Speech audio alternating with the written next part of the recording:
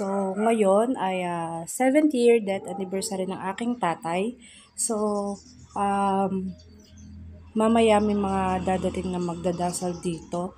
At part na ng after ng pagdadasal ay may merienda. So, mamaya magluluto ako ng sopas. Ayan. So, kahit na mainit ang panahon, magluluto tayo ng sopas and 7th year death anniversary ng aking father, ng aking tatay. So, it's been a long time. We miss you, tatay. At ayun mga loves, mamaya samahan niyo ako while nag-prepare tayo ng mga ingredients ng pang-sopas. Ayan. So, see you later, guys. See you later.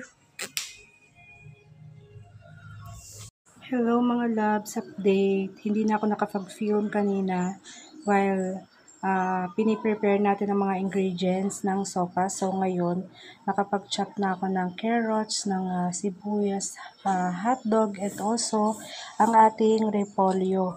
So ayan yung mga ilalahok natin mamaya sa sopas natin. So update ko na lang kayo, guys. Update. So, luto na ang ating sopas. Ayan.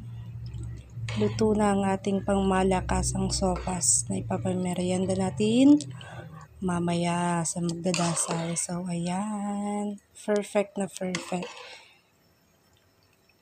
Thank you guys for watching.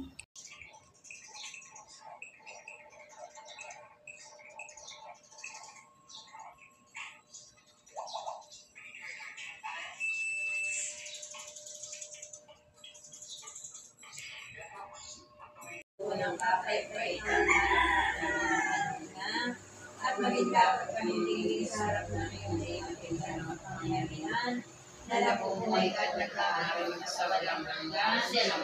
Tubhang away ni Jesus ko, ingapin mo ng matang mga amo, ang kaluluwa ni Francisco, na binigyan ang kaluluwa nitong aming binigyan. Alang-alang sa tampal na tinanggap ng iyong kagalang-galang na mukha. Kawan mo lang kung tawarin sa salaman ng kaluluwa nitong aming binigyan. Alang-alang sa masasakit na ngayon, kita doon sa kanila, yung panda.